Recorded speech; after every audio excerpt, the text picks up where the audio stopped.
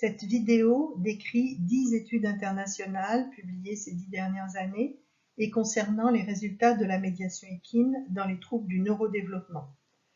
Elles seront présentées par ordre chronologique de 2009 à 2019. Depuis ces 10 dernières années, les études se multiplient.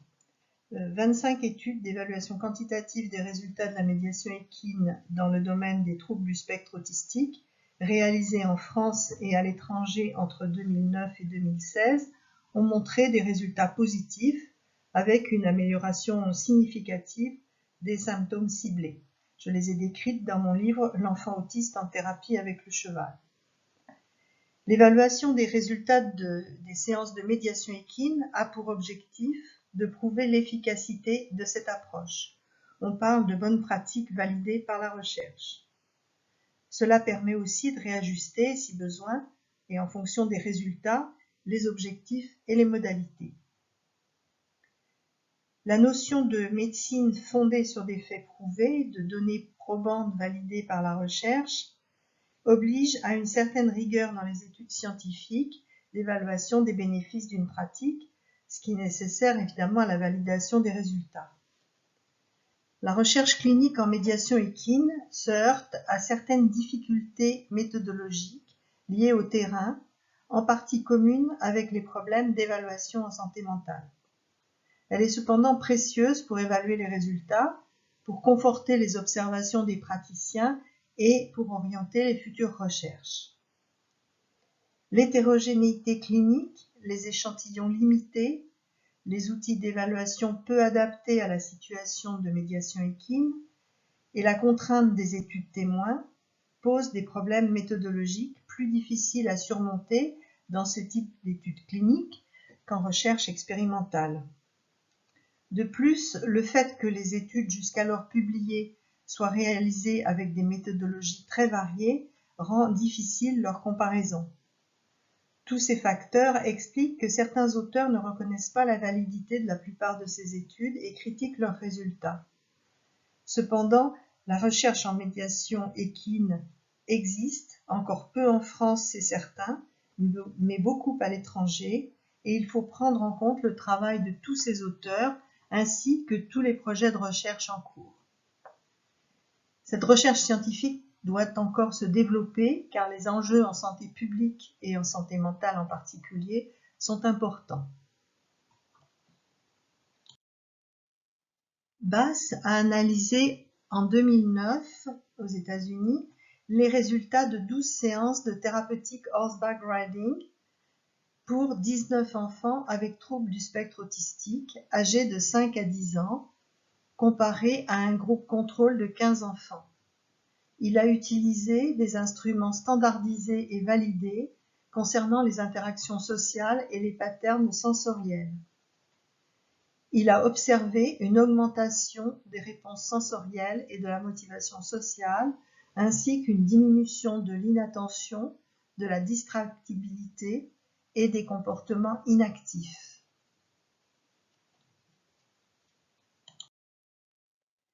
Une étude que j'ai réalisée au Centre universitaire de pédopsychiatrie du CHU de Tours et que j'ai publiée en 2010 a analysé les résultats des évaluations quantitatives de la thérapie avec la médiation équine pour 6 enfants avec troubles du spectre autistique âgés de 5 à 7 ans. Ils présentaient un autisme léger à sévère à la CARS, Childhood Autism Rating Scale, qui est une échelle d'évaluation de l'autisme chez l'enfant élaborée par Schopler aux États-Unis, et ils recevaient des soins à l'hôpital de jour à temps partiel. 5 d'entre eux étaient scolarisés à temps partiel en école maternelle avec projet personnalisé de scolarisation et aide individualisée. Les séances étaient gratuites pour les familles. Ces 6 enfants ont bénéficié de 19 séances de thérapie avec la médiation équine, d'une durée d'1 heure chacune, durant une année scolaire. L'évaluation quantitative des résultats a été effectuée avant les séances, c'est la ligne de base, cotée à l'hôpital de jour, puis sur les vidéos des séances 1 et 19, à l'aide d'instruments validés couramment utilisés dans le service, d'une part l'échelle des comportements autistiques de Barthélémy et al., ECA, qui comporte 29 items que l'on code de 1 à 5 selon la fréquence du comportement autistique. Et d'autre part, la grille d'évaluation fonctionnelle des comportements, EFC, d'Adrien et al., pour laquelle 36 items ont été cotés de 0 à 4 selon la fréquence du comportement autistique. Cette étude a inclus une comparaison avec un groupe témoin. Les résultats pour 4 enfants bénéficiant de soins à l'hôpital de jour associés avec la thérapie assistée du poney ont été comparés à ceux de 4 enfants recevant des soins à l'hôpital de jour sans médiation équine. Ces deux groupes étaient appariés par âge, par diagnostic, par score SCARS et par niveau de développement. Pour ces deux groupes, les évaluations ont été réalisées à l'hôpital de jour avec une évaluation initiale avant les séances de médiation équine, c'est la ligne de base, LB, et une évaluation finale à l'issue des séances. L'analyse neuropsychophysiologique de ces résultats, illustrée par la figure sur cette diapositive, a montré une diminution du score ECA déficience relationnelle, SDR, et une diminution des scores globaux à l'EFC, SG, témoignant des améliorations, particulièrement pour la communication, l'imitation, la régulation perceptive, émotionnelle et motrice. La comparaison avec le groupe témoin a montré une amélioration plus importante pour le groupe qui a bénéficié de la thérapie avec la médiation équine en complément des autres interventions.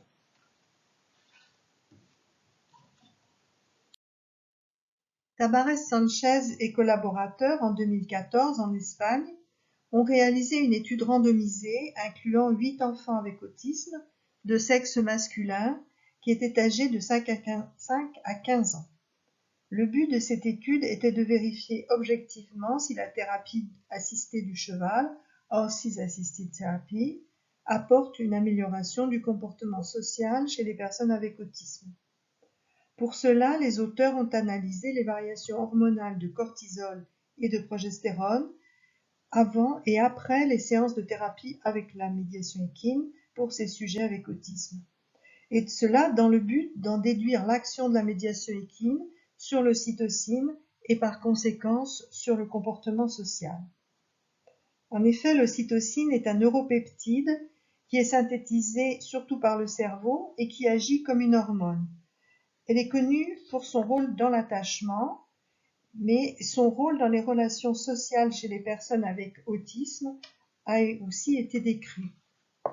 L'ocytocine réduit le stress et l'anxiété survenant lors des interactions sociales et elle augmente l'empathie. Différentes études ont montré que les personnes avec autisme avaient des taux plus bas d'ocytocine. Alors, doser les taux plasmatiques d'ocytocine est compliqué, alors qu'il est plus facile de doser les taux salivaires de cortisol et de progestérone, qui ont tous deux des interactions avec l'ocytocine. En effet, l'ocytocine réduit les effets du cortisol et la progestérone a elle aussi un effet sur le comportement social et elle peut se lier sur les récepteurs de l'ocytocine. Les résultats de cette étude montrent une diminution significative des taux de cortisol salivaire et une augmentation des taux de progestérone en post-thérapie avec la médiation équine. Ces résultats amènent les auteurs à penser que les taux d'ocytocine peuvent être plus élevés en post-thérapie et que ces changements hormonaux permettent de conclure que la thérapie assistée du cheval conduit à une amélioration des comportements sociaux chez les personnes avec autisme. L'intérêt de cette étude, qui présente certaines limitations quant à sa validité méthodologique évidemment, est d'essayer d'analyser de façon indirecte des effets hormonaux, car il y a encore peu d'études sur les effets physiologiques de la médiation équine. D'autres études plus approfondies seront nécessaires pour valider ces hypothèses. Je vous invite à voir la vidéo Médiation équine et autisme qui explique les mécanismes d'action physiologique dont le rôle probable de l'ocytocine. L'étude de Gabriels en 2015 aux USA, à l'Université du Colorado, où existe le Temple Grandin Equine Center, est particulièrement intéressante car elle a concerné une large population, 116 enfants avec troubles du spectre autistique, âgés de 6 à 16 ans. Il y avait 58 enfants dans le groupe expérimental qui a bénéficié de 10 séances de thérapie avec la médiation équine, Therapeutic Horseback Riding, versus 58 enfants pour le groupe contrôle.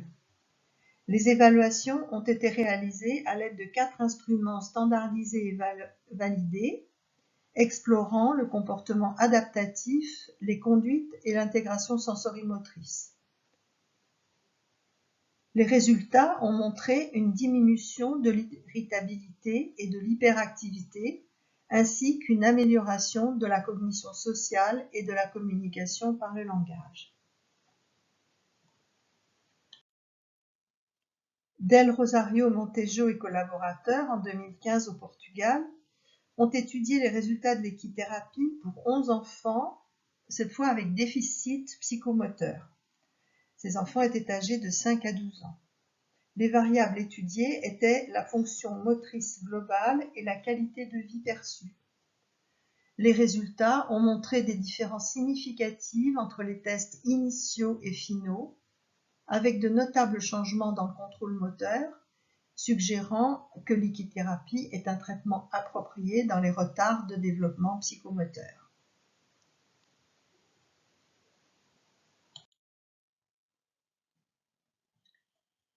Borghi et collaborateurs en Italie ont étudié en 2016 l'efficacité de 25 séances de thérapie avec la médiation équine, Equine Assisted Therapy, sur l'amélioration du fonctionnement adaptatif et exécutif de 28 enfants avec troubles du spectre autistique qui présentaient un autisme de bon niveau avec un quotient de développement supérieur à 70. Ils étaient âgés de 6 à 12 ans. Les évaluations ont été faites à l'aide de Vinland Adaptative Scale et Tower of London, évaluant le comportement adaptatif et la planification. Les résultats montrent une amélioration du fonctionnement social, des habiletés motrices et des fonctions exécutives, en particulier des capacités de planification.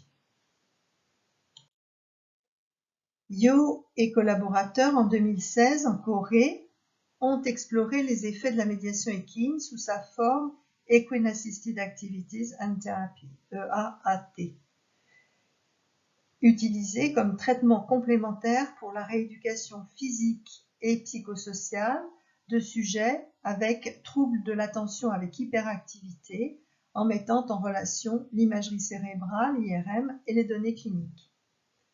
10 participants avec troubles de l'attention avec hyperactivité ont suivi un programme de 12 semaines de AAT sans avoir de médication associée. Les résultats ont montré des améliorations significatives à l'imagerie cérébrale à la fin du programme, corrélées avec l'amélioration des symptômes. Les auteurs concluent que la médiation équine agit sur la connectivité fonctionnelle dans les régions impliquées dans l'inhibition comportementale. Santos et Zamo, en 2017 au Portugal, ont analysé 10 articles publiés entre 2010 et 2016 concernant l'apport de la thérapie avec la médiation équine, Equine Assisted Therapy, dans la rééducation neuropsychologique des troubles du neurodéveloppement. Ils constatent une amélioration des habiletés sociales, des processus sensoriels, des aptitudes comportementales, de la cognition et de l'humeur, et en conclut que cette rééducation par Equine Assisted Therapy est efficace, ce qui peut s'expliquer par le biais de la neuroplasticité et de la capacité du cerveau à la réorganisation neuronale et aussi du fait du renforcement des processus d'apprentissage. Il considère donc que cette approche thérapeutique est pertinente.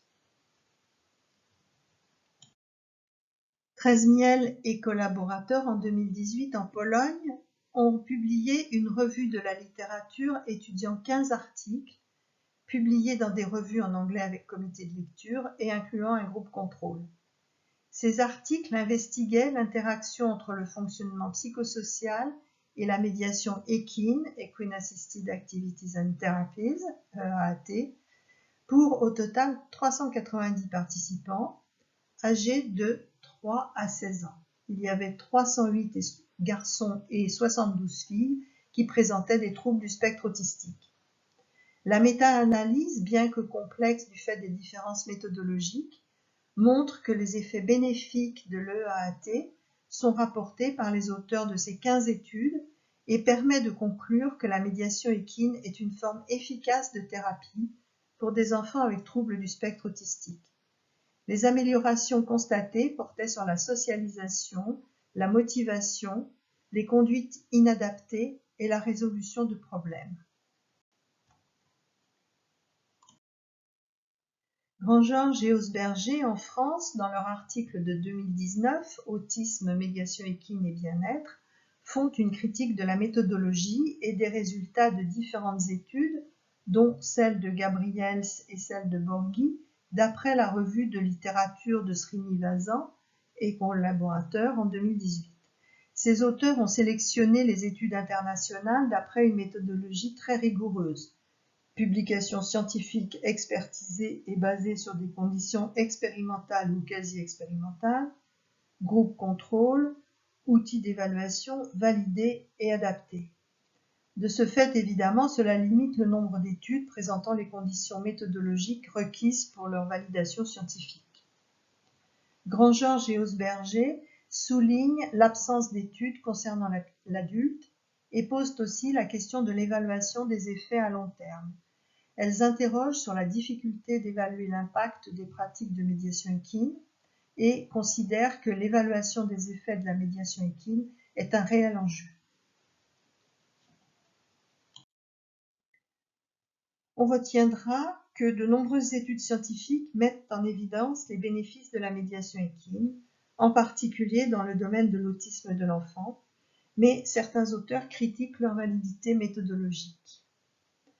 Les questions méthodologiques propres à l'évaluation des thérapies avec la médiation équine sont effectivement complexes et ne peuvent être complètement surmontées en recherche clinique, comme c'est le cas pour les recherches autour de la médiation équine. Seule la recherche expérimentale permet l'application de méthodologies tout à fait indiscutables, mais elle pose des questions de faisabilité, d'éthique et de moyens.